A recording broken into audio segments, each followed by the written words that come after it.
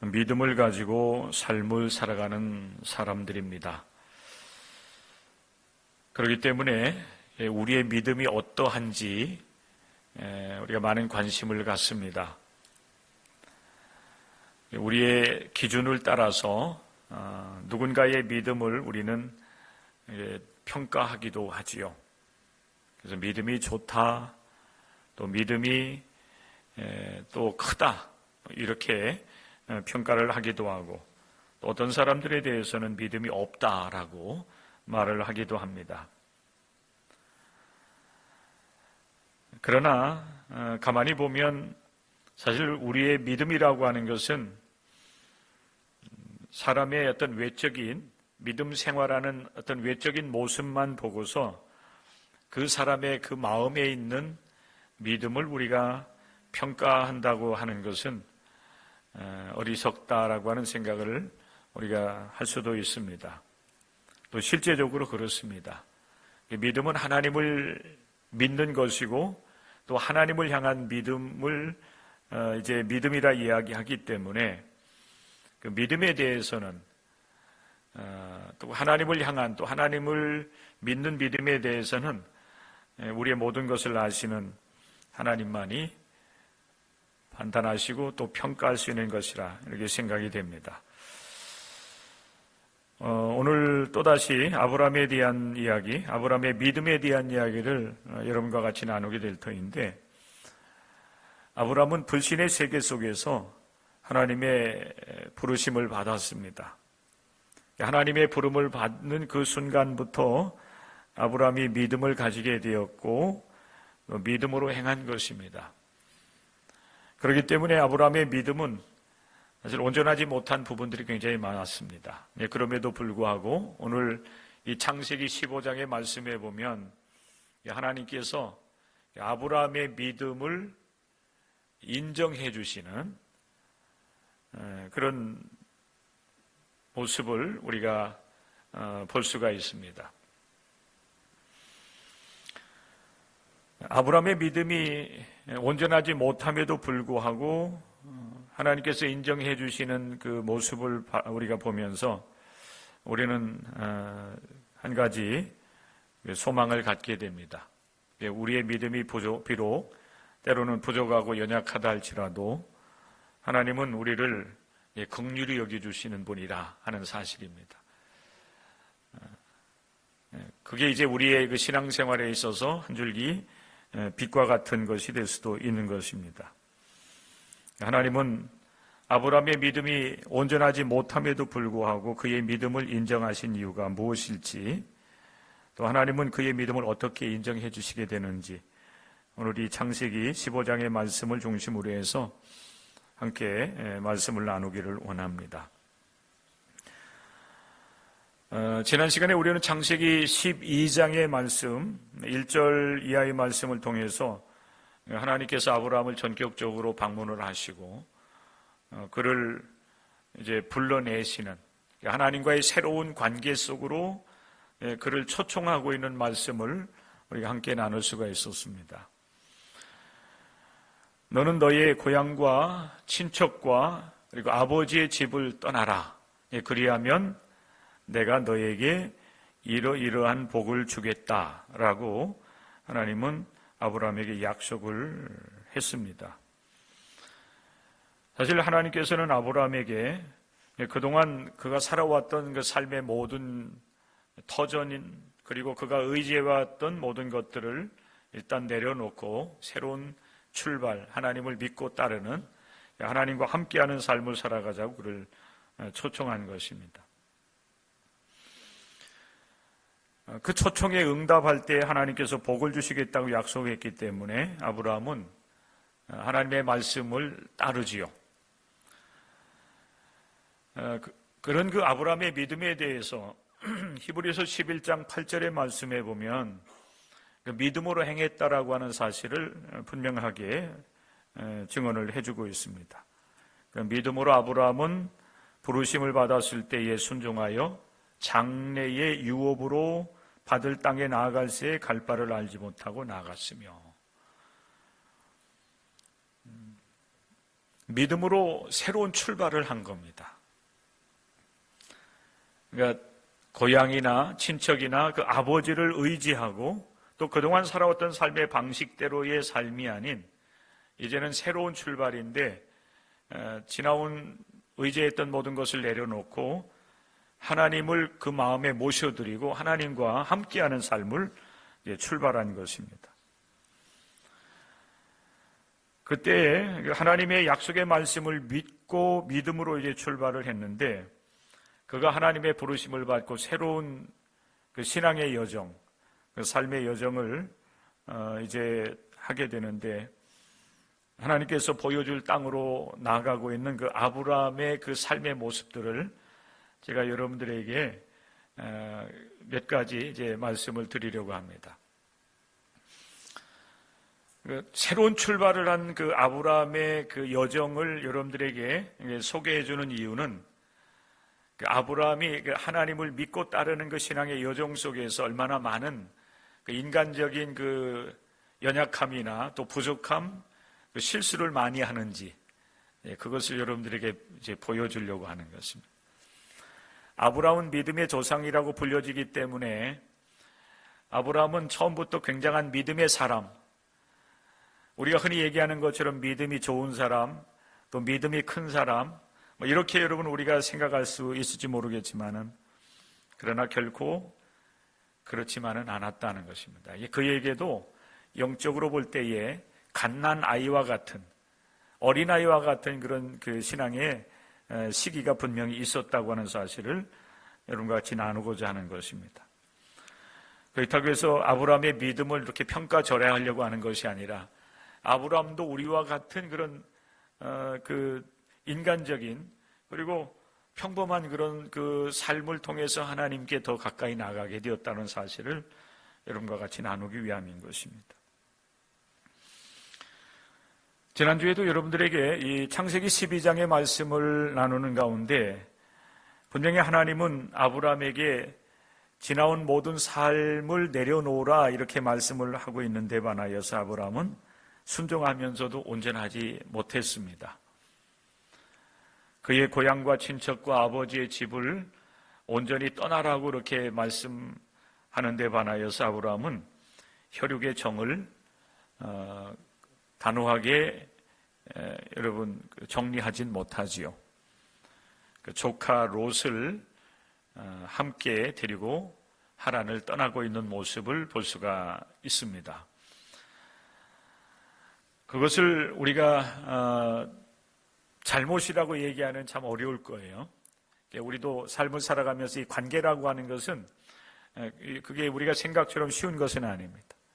특별히 혈육을 나눈 그런 혈육의 관계라고 한다면 이것은 사실 끊을래야 끊을 수 없는 것이 되지요.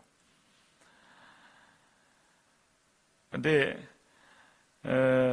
아브라함이 그가 머무르고 있었던 그 하란을 떠날 때에는 그의 아버지가 하나님의 부르심을 받은 가운데 이제 이후에 떠나기 때문에 사실 아브라함이 이제 그 혈육의 관계, 아버지와 아들과의 관계를 정리하는 데 있어서는 뭐 그렇게 어렵지는 않았을 것 같습니다. 그런데 조카 롯은 그렇지 않았어요. 롯의 아버지는 이미 이제 하나님의 부르심을 받은 가운데 있었기 때문에 만약에 아브라함마저도 롯을 이제 그 하란에 내버려 둔다라고 한다면은 아마 롯은 의지할 곳이 없었을 겁니다. 아마 이런 그 혈육의 관계 때문에 아브라함이 하나님의 말씀을 따라 순종하면서도 온전하게 과거의 것들을 다 사실은 정리를 하지 못합니다. 그런 가운데 조카 롯을 데리고서 이제 하란을 떠나게 되죠. 그리고 하나님께서 보여줄 땅으로 이제 떠나서 마침내 가나안 땅에 들어가게 됩니다. 그 가나안은 하나님께서 아브라함을 부르시면서 주시고자 하나님께서 정하신 곳이었어요. 그러면은 여러분 믿음으로 이제 아브라함이 출발하고 그곳에 이제 도달하게 되었다라고 하면은 아브라함이 할 수 있는 최선은 뭔가 하면 하나님께서 허락해 주신 그 땅에 오랫동안 머물면서 그곳에서 하나님과 함께하고 복을 누리는 삶을 살아가면 되었습니다. 그런데 정확한 이유는 알 수는 없어요. 그런데 이 아브라함이 그 약속의 땅 가나안 그리고 세겜 땅 모래 상수리 나무에 이르게 되었을 때에 하나님께서 이 땅이 내가 네게 주려고 하는 땅이다 이렇게 말씀함에도 불구하고 아브라함은 세겜 땅에 머무르지 못해요. 그래서 거기에서 동쪽으로 또 이동하게 되고 또 거기에서도 머무르지 못하고 이제 방향을 또 남쪽으로 이제 방향을 돌이켜 가지고 남쪽으로 계속 이동하는 가운데 결국에는 애굽으로 내려가게 됩니다. 왜 아브라함이 약속의 땅에 들어갔음에도 불구하고 거기 오래 머무르지 못했을까? 이유는 분명히 여러 가지 있었을 겁니다만은 성경에서는 한 가지를 얘기합니다. 기근이 심했다는 겁니다. 예, 비가 내리지 않았고 또 먹을거리들이 이제 풍족하지 못했기 때문에 또 그곳에 이미 이제 그 가나안 땅을 차지하고 살아가고 있었던 원주민들이 있었기 때문에 아브라함 일행이 그곳에 정착하기는 아마 쉽지는 않았을 것 같습니다. 아마 그런저런 여러 가지 이유 때문에 아브라함은 결국에는 애굽으로 내려가지요. 그런데 안타깝게도 애굽에 들어가서 사실 아브라함이 그의 아내를 애굽의 왕인 바로에게 1차적으로 일단 빼앗깁니다. 그 이제 창세기 여러분 그 12장 10절 이후에 이제 기록되어 있는 말씀입니다. 아브라함은 애굽으로 내려가면서 그의 아내에게 당신은 내 누이라고 지금부터 이제 부를 테니까 그렇게 아시오 이렇게 미리 얘기를 해놔요. 그렇게 하다 보니까 애굽에 내려갔을 때에 애굽의 바로 왕이 아브라함의 아내 사례를 보면서 그의 아름다움을 보고서 고관들을 통해서 이 아브라함의 누이라고 불려지고 있는 그의 아내 사례를 빼앗아갑니다. 사실 성경에서는 빼앗아갔다라고 하는 그런 표현을 하고 있지는 않아요. 아브라함의 아내 사례가 아리따웠기 때문에 고관들을 통해서 아브라함의 아내 사례를 궁중으로 이끌어 들였다. 성경은 그렇게 분명하게 이제 증언을 합니다. 그런데 하나님께서 아브라함과 그의 아내를 이제 보호해 주시죠. 바로 왕에게 하나님께서 큰 재앙을 내리셔서 깨닫게 하십니다. 그런 가운데 아브라함은 그의 아내 사례를 통해서 이제 애굽의 바로 왕으로부터 많은 그 짐승들, 양과 소와 노비, 암수나기, 낙타를 얻게 됩니다. 노비도 얻게 돼요. 그런 과정을 밟으면서 결국 아브라함은 또다시 이제 가나안으로 올라오게 되는데, 자, 여러분, 이런 이 과정들 성경은 굉장히 이제 구체적으로 자세하게 설명을 해주고 있습니다. 저는 여러분 그 아브라함의 이런 하나님의 부르심을 받고 그가 믿음으로 하나님 앞에 인정받기까지 어떠한 삶, 어떠한 믿음으로 하나님 앞에 응답하고 어떻게 믿음으로 살았는지를 여러분과 같이 나누기 위함이에요. 그래서 여러분들에게 이 서론적인 이야기를 사실 굉장히 길게 여러분들에게 말씀을 드립니다. 그 아브라함도 그가 믿음으로 하나님 앞에 온전하게 세움을 받기까지는 연약한 부분들, 실패한 부분들이 굉장히 많았다 하는 사실입니다. 이들이 이제 애굽에 내려갔다 다시 올라오는 그런 과정 속에서 많은 짐승과 노비들을 얻게 되는데 가나안 땅에 돌아와서 다시 하나님께서 약속하신 땅에 머물면서는 이들이 아브라함과 그의 조카 롯이 함께 동거하지 못해요. 짐승들이 많아지고 노비들이 많다 보니까 서로 이제 아마 이 땅을 가지고 주도권 다툼을 한 것 같아요. 짐승들을 먹이려 하면은 이제 먹을거리들이 있어야 되고 또 그들이 거할 그런 이 땅이 필요한데 그 짐승과 노비들이 많다 보니까 아브라함과 그의 조카 롯의 노비들이 서로 이렇게 갈등하고 분쟁하는 일이 벌어지게 된 겁니다. 그래서 결국에는 이들이 서로 나뉘어지게 되죠. 하나님의 부름을 받고 믿음으로 살아가는 아브라함의 그 삶의 모습들을 보면 우리가 정말 흠모할 만한 그런 믿음의 조상으로서의 모습이 아닌 하나님의 말씀을 따라서 이제 순종하면서 걸어가지만은 그러나 그 삶의 모습들을 보면은 이게 믿음으로 살아가는 것일까라고 우리가 이제 생각할 정도로 의심할 정도로 그렇게 온전하지 못한 모습으로 살아갑니다. 아브라함의 이러한 모습들을 우리가 한마디로 얘기하면 아브라함이 믿음으로 출발하면서 믿음이 성장하기까지는 정말 좌충우돌하는 그런 삶이었다. 이렇게 보면 딱 맞을 것 같아요. 하루아침에 아브라함이 믿음으로 하나님 앞에 인정받는 영적인 거장이 될 수 있었던 건 아니었어요. 아까 얘기했던 것처럼 아브라함도 우리와 같은 그런 아주 인간적인 면들이 그대로 다 드러납니다. 영적인 어린아이와 같은 그런 시기들, 하나님의 말씀을 따른다고 하지만은 온전하게 따르지 못하고 하나님의 기쁨이 되지 못하는 시간들이 굉장히 많았어요. 그럼에도 불구하고 하나님은 아브라함의 믿음을 인정하십니다. 제가 이 말씀을 여러분과 같이 나누기 위해서 준비하면서 이렇게 많은 허물과 실수가 많은 실패가 많은 아브라함인데 어찌하여서 하나님은 그의 믿음을 인정하셨을까? 제 나름대로 한번 생각을 해봤어요. 그것은 그런 이 아브라함의 그 연약한 모습, 그래서 실수하고 실패하는 그런 일들이 많았음에도 불구하고 그는 결코 하나님의 부르심 앞에서 실패했다고 해서 또 실수했다고 해서 주저앉는다든지 포기한다든지 에이 안 되겠다 이제 하나님을 떠나야 되겠다 떠나지 않았다는 거예요.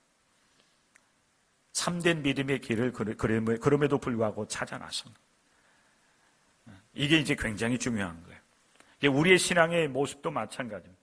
우리가 이 땅 위에서 믿음으로 삶을 살아가면서 많은 그 세상적인 어려움도 보고 믿음 안에서 실패하고 실수하는 그런 연약한 부분들이 많이 드러난다 할지라도 그럼에도 불구하고 여러분 주님을 떠나지 아니하고 믿음의 그 작은 끈이라도 여러분 줄이라도 잡고 있는 것이 중요한 거예요.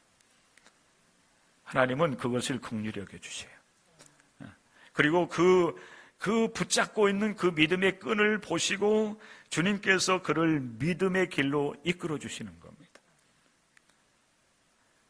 참된 믿음의 길을 찾을 수 있었던 여러분 은혜가 아브라함에게 임한 거예요. 우리가 여러분 과거에 많이 불렀던 그 복음송 가운데 하나가 주님 뜻대로 살기로 했네. 이 찬양이 있었어요. 그죠? 요즘에는 그런 찬양을 거의 안 부르죠. 우리 청년들이나 청소년들은 현대화된 그런 찬양을 많이 부릅니다. 그런데 우리는 굉장히 그 단순한 내용, 그리고 굉장히 단순한 그런 곡조가 붙은 찬송을 굉장히 많이 불렀어요. 주님 뜻대로 살기로 했네, 주님 뜻대로 살기로 했네, 뒤돌아서지 않겠네. 이 찬양이잖아요. 얼마나 단순합니까? 그런데 우리는 이 찬양 부르면서 얼마나 주님을 사모했고 또 얼마나 또 은혜를 많이 받았습니까? 내가 믿음으로 살지 못한 것 회개하면서 다시 하나님 붙잡고 믿음으로 삶을 살아가 보겠습니다. 그 찬양 부르고 은혜 받고 또 돌아서면 또 다시 과거로 돌아가기도 했던 그런 일들이 우리에게는 너무나도 많지 않았습니까? 아브라함이 참된 믿음의 길을 찾아 나서려고 했다 할지라도 사실 아브라함에게 어떤 탁월한 지혜라든지 참된 믿음의 길을 발견하는 어떤 방법이 그에게 있는 것은 아니었어요. 그는 여전히 믿음 안에 또 믿음을 붙잡고 순종한다고 했지만은 온전하지 못한 모습으로 하나님을 따라갑니다. 전적으로 하나님을 신뢰하지 못해요. 여러분, 아브라함이 이제 가나안 땅에 이제 다시 돌아와서 그의 조카 롯과 이렇게 서로 분리되지 않아요? 헤어집니다. 물론 조카 롯이 이제 먼저 선택을 하고 떠나가게 되지만은 아브라함에게 있어서도 참 안타까움이었지요. 그런데 어느 날 소식을 들으니까 아브라함을 떠났던 그의 조카 롯이 소돔과 고모라 이 지역에 이제 머무르고 있었는데, 그곳에 이제 서로 이게 왕들이 연합을 해가지고 이제 서로 전쟁을 하게 됩니다. 그런데 안타깝게도 아브라함이 그 소돔을 이제 쳐들어온 그 연합군에 의해 가지고 아브라함이 포로로 잡혀갔다고 하는 소식을 듣게 돼요. 아브라함이 그의 조카 롯을 안타깝게 여기면서 그를 다시 구해오기도 하는 그런 일들이 벌어집니다. 굉장히 혼란스러운 그런 삶을 살아가고 있었어요. 그런데 어느 날 하나님께서 아브라함을 여러분 찾아옵니다. 실패하고 또 실망하고, 그리고 때로는 이 복잡한 그런 이 세상 속에서 많은 어려움을 당하는 그런 가운데 하나님께서 이제 찾아오셔서 말씀을 하셔요. 그게 이제 우리가 함께 읽었던 창세기 15장의 말씀입니다.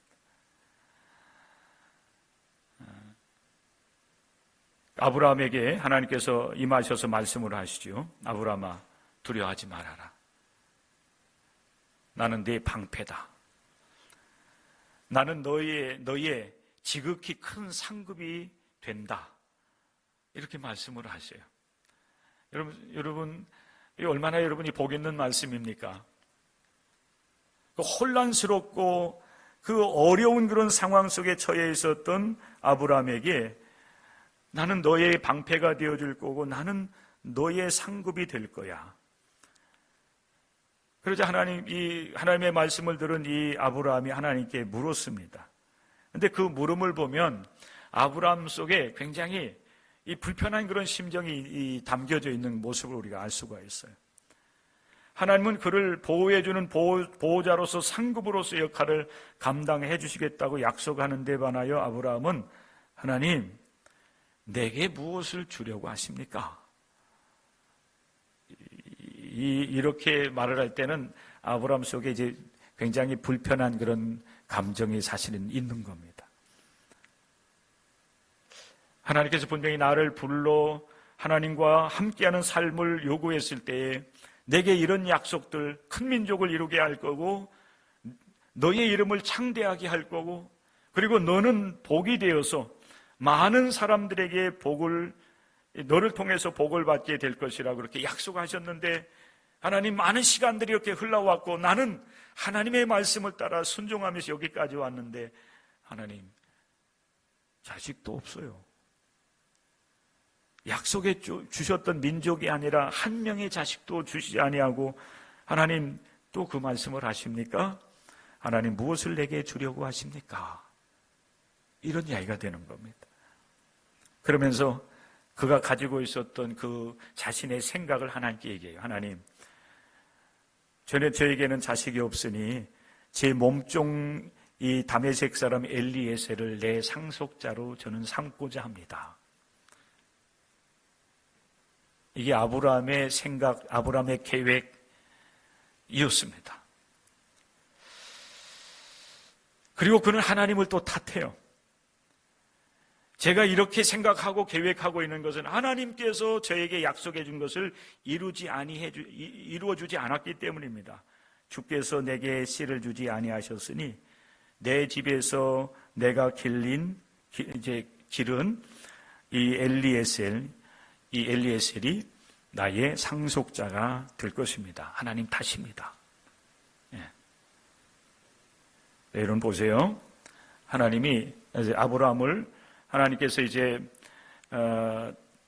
믿음의 조상으로 세우려고 그를 이제 부르시고 그의 삶을 이끌어 주셨는데, 여러분 오랜 시간 동안 하나님과 함께 하는 삶을 살아왔던 아브라함의 입에서 나오는 이야기가 바로 이런 이야기입니다.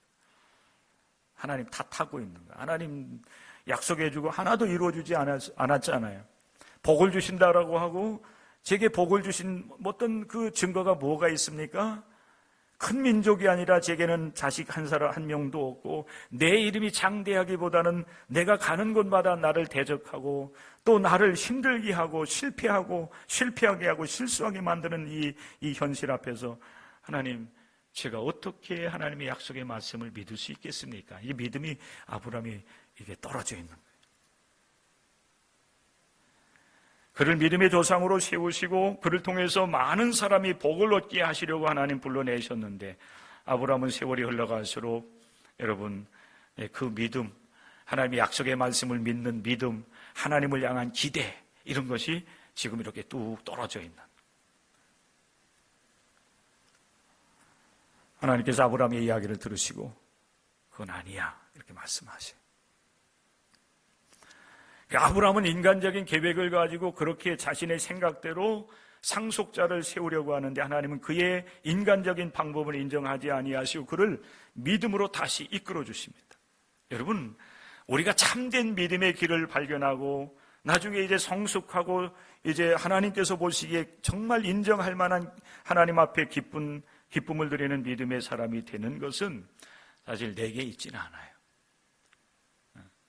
내가 선택해서 내가 믿음으로 행하고 내 믿음을 키워서 내가 좋은 믿음의 사람이 되는 것이 아니라 오늘 이 아브라함의 이 이야기를 보면은 결코 인간적인 방법을 통해서는 우리의 믿음이 성장할 수도 없고 성숙해져 갈 수도 없어요. 하나님 앞에 칭찬과 인정받는 믿음의 사람이 될 수가 없습니다. 누가 여러분 그 믿음을 주시고 믿음을 성장하고 성숙하게 해주시냐면 하나님입니다.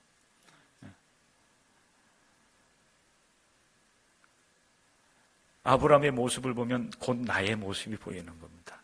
오히려 여러분 아브라함보다 훨씬 더 못한 나의 이 모습을 발견할 수 있게 되는 거죠.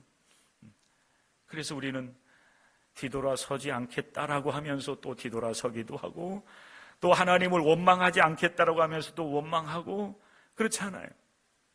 하나님의 기쁨이 되겠습니다. 그렇게 하나님 앞에 약속도 하고 헌신을 다짐하면서도 또 돌아서면은 또 작은 것 때문에 아파하고 상처받고 돌아서고 못하겠다라고 여러분 얼마나 우리가 그렇게 여기까지 왔습니까? 우리가 하나님께서 우리의 그 허물과 그 실수, 실패를 다 들춰내서 너 이러지 않았냐, 이러지 않았느냐, 그 하나님께서 일일이 다 우리에게 여러분 지적하고 판단하고 여러분 정죄한다면 하나님 앞에 설 수 있는 사람 누가 있겠어요? 아브라함도 마찬가지예요. 그의 믿음이 흔들리고 약속을 믿지 못하는 그런 지경에 빠지게 되었을 때 하나님은 그를 다시 찾아오셔서 그에게 믿음의 세계를 다시 보여주고 계세요. 그를 바깥으로 아마 시간적으로 볼 때 어두운 밤이었던 것 같습니다. 하나님께서 말씀을 하시다가 그를 밖으로 다시 이제 데리고 나오셔서 하늘의 그 뭇별들을 보게 하세요. 아브라함아, 저 하늘을 좀 올려다 봐라. 그러면서 하나님께서 아브라함에게 이야기를 하세요. 저 하늘의 뭇별들을 내가 셀 수 있나 한번 세봐라. 요즘은 별을 셀 수도 있어요. 그죠? 잘 안 보이니까. 흐릿하게 몇 개 이렇게 하늘에 떠 있는 것을 보면서 우리는 세고 있어요. 저도 늘 요즘에 아침, 저녁, 새벽 시간이나 밤 시간 이렇게 교회를 올 때라든지 아니면은 저녁 늦게 이제 집에 들어가면서 꼭 들어가기 전에 항상 하늘을 저는 바라봅니다. 하나님께서 창조하신 이 크고 위대한 그런 이 세계. 우리는 너무나도 이게 부족하기 때문에 우리가 볼 수 있는 세계만을 보지만은 그럼에도 불구하고 하나님의 창조의 그 아름다움과 위대하심과 광대하심을 볼 수 있는 것은 저 하늘에 반짝이는 그 별들이에요. 우리의 눈에 보이기까지 그 빛이 여러분 얼마나 많은 시간 이 세상으로 왔는지 우리는 가늠할 길이 없어요. 보인다고 해서 여러분 가까이 여러분 별이 빛나는 게 아니에요. 그 빛이 우리에게 오기까지는 빛이 여러분 얼마나 빠른지 아십니까?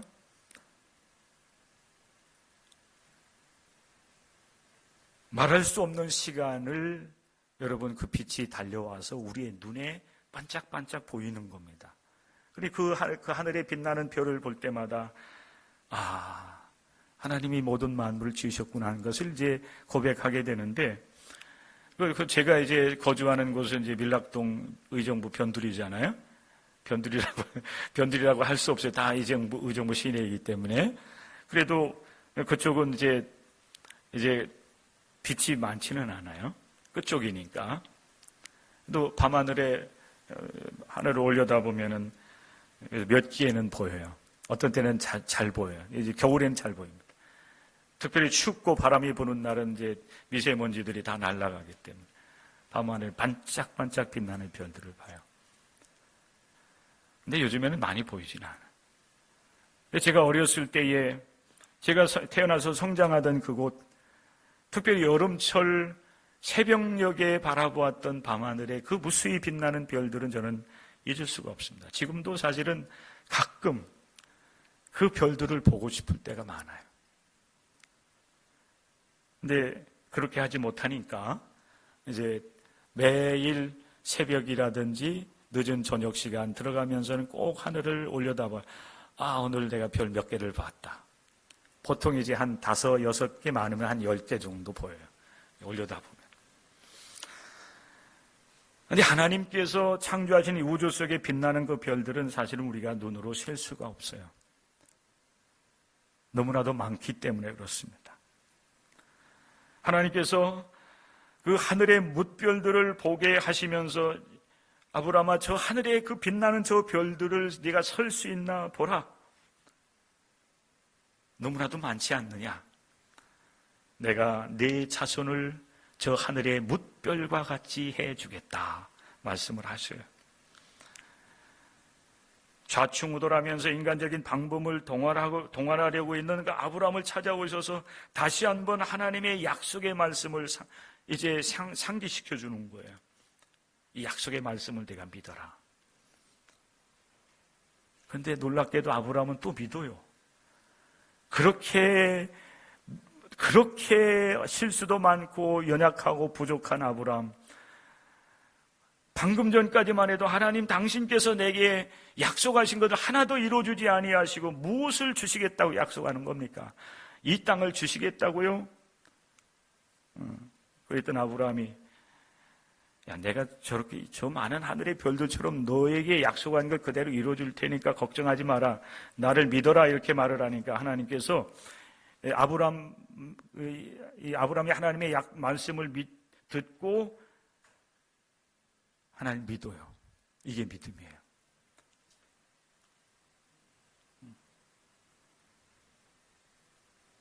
하나님을 향해서 불평하고 또 그 믿음이 이렇게 뚝 떨어져 있었던 아브라함이 하나님을 믿습니다. 약속하신 하나님을 믿어요. 그렇다고 해서 여러분, 아브라함이 다시 온전한 믿음을 회복한 것은 아니에요. 정말 절대적으로 하나님만을 신뢰하는 믿음의 사람이 된 것은 아니에요. 분명히 하나님은 아브라함이 또 시간이 지나면 믿음이 약해지고 또 원망하기도 하고 또 실수하기도 하고 실패하기도 할 것을 알고 계시. 그럼에도 불구하고 하나님은 그가 하나님을 믿음에 그랬어요. 그가 하나님을 믿음에 그 믿음을 보시고 그 믿음을 그의 의로 여겨주세요. 네가 맞아, 내가 오라. 내가 너를 인정해 줄게. 이렇게 하나님께서 인정해 주셨다고 오늘 이 창세기 15장에서 우리에게 말씀을 하는 것입니다.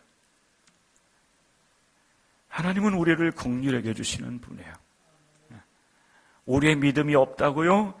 우리가 실수를 많이 한다고요? 괜찮아요. 그럼에도 불구하고 여러분들은 하나님 안에 거하기를 나름 힘쓰시기를 바랍니다. 그 하나님께 그 모습을 보면서 우리 하나님께서 아브라함을 긍휼히 여기시며 그 믿음을 의롭다 여기신 하나님은 우리를 또한 불쌍히 여기시고 긍휼히 여겨주셔서 우리를 품어주시는 겁니다. 이게 하나님의 긍휼히 여기심이고 하나님께서 우리에게 베풀어 주신 은혜예요. 우리는 이 은혜 속에서 삶을 살아가는 거예요. 이거 잊으시면 안 돼요.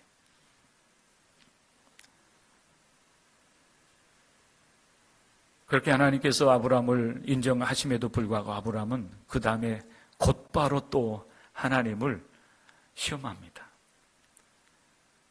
내가 이 땅을 너와 네 자손에게 줄 거야. 이렇게 얘기하니까 아브라함이 또 하나님을 향해서 물어요. 하나님, 내가 이 땅을 소유로 받을 것을 무엇으로 확인할 수 있겠습니까? 증거 좀 주세요. 이런 거예요. 이게 여러분 우리 인간의 믿음인 거예요. 그러니 여러분, 하나님께서 우리의 믿음을 보실 때에 우리의 그 믿음이 온전해서 하나님 앞에 옳다라고 의롭다고 인정받을 사람이 도대체 누가 있겠어요? 믿음의 사람으로 불려지는 아브라함도 이런 과정들을 통해서 하나님 앞에 서게 되는데, 여러분, 우리 같은 연약한 인생들이 온전한 믿음으로 하나님을 기쁘게 하고 하나님께 영광이 될 수 있는 믿음을 가지려고 하면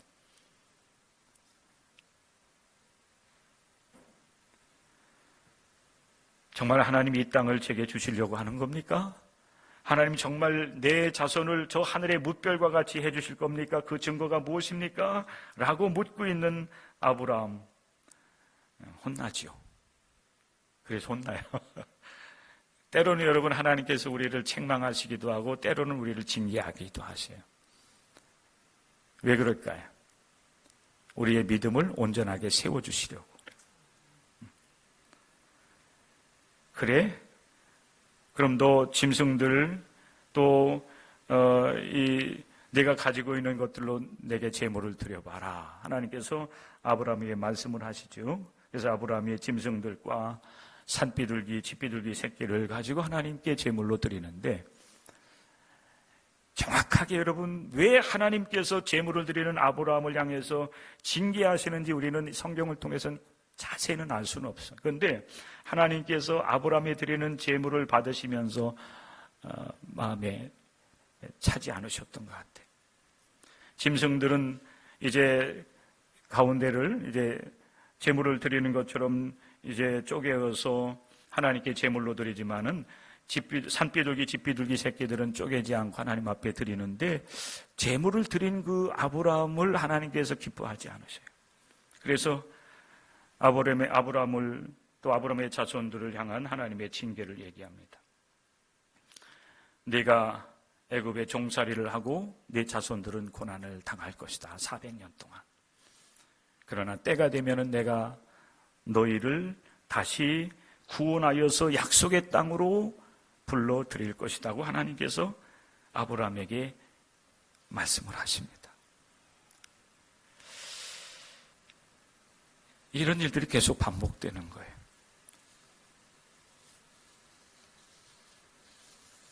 사랑하는 성도 여러분, 하나님 앞에 서 있는 여러분의 모습들을 한번 돌아볼 수 있기를 바랍니다. 연약한 한 사람으로 서 있는 나의 모습, 그리고 내게 믿음을 주셨기 때문에 하나님을 따라서 믿음으로 살아온 나의 지나온 삶들을 여러분 돌아볼 수 있기를 바라요. 하나님은 나를 불러내시면서 계속해서 말씀을 하십니다. 네가 살아왔던 방식이 아닌 하나님을 인정하고 창조주 하나님과 함께하는 삶을 살아가자라고 우리에게 계속해서 요청을 하세요. 그런데 우리는 이 믿음의 길을 걸어가면서 하나님의 그 말씀 앞에 온전하게 순종하지 못하는 모습으로 사실 우리가 살아온 겁니다. 믿음을 요구하시지만 우리는 온전한 믿음이 없고, 순종을 요구하시지만 우리는 온전하게 순종하지 못하는 나의 모습, 그리고 순간순간마다 우리는 하나님이 약속하신 것에 대한 믿음을 갖지 못하고 계속 확인하려 들어요. 의심하고 불신하는 겁니다. 하나님 제게 뭔가 주셨습니까? 복을 주셨습니까? 정말 주시려는 겁니까? 이러면서 하나님으로부터 우리는 확인을 받으려고 하는 그런 연약함들을 우리는 보이는 겁니다. 그럼에도 불구하고 하나님은 우리를 사랑하신다고 하는, 그럼에도 불구하고 하나님은 때로는 책망도 하시며 우리를 긍휼히 여겨주신다고 하는 사실을 여러분 기억하면서 오늘도 우리는 하나님을 향한 믿음의 줄을 붙잡으시길 바랍니다. 실망하지 마시고, 그게 우리의 모습이기 때문에, 그게 우리의 모습의 그 실체이기 때문에 낙심할 필요 없어요.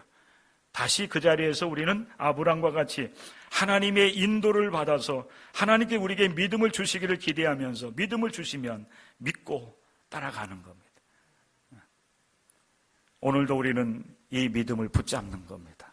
이 믿음을 붙잡고 믿음으로 살기 위해서 우리 하나님 앞에 나와서 예배드리고 하나님의 말씀을 우리가 함께 나누는 거예요. 온전한 믿음을 향해서, 참된 믿음을 향하여서 오늘도 우리는 다시 주님을 붙잡고 믿음으로 주의 말씀을 따라서 믿음의 길을 여러분들이 걷고 믿음으로 한 주간 승리하시고 또 2월 한 달 승리하시고 2026년 이 한 해도 믿음으로 승리하는 여러분들이 될 수 있기를 주의 이름으로 간절히 축원합니다. 기도하겠습니다.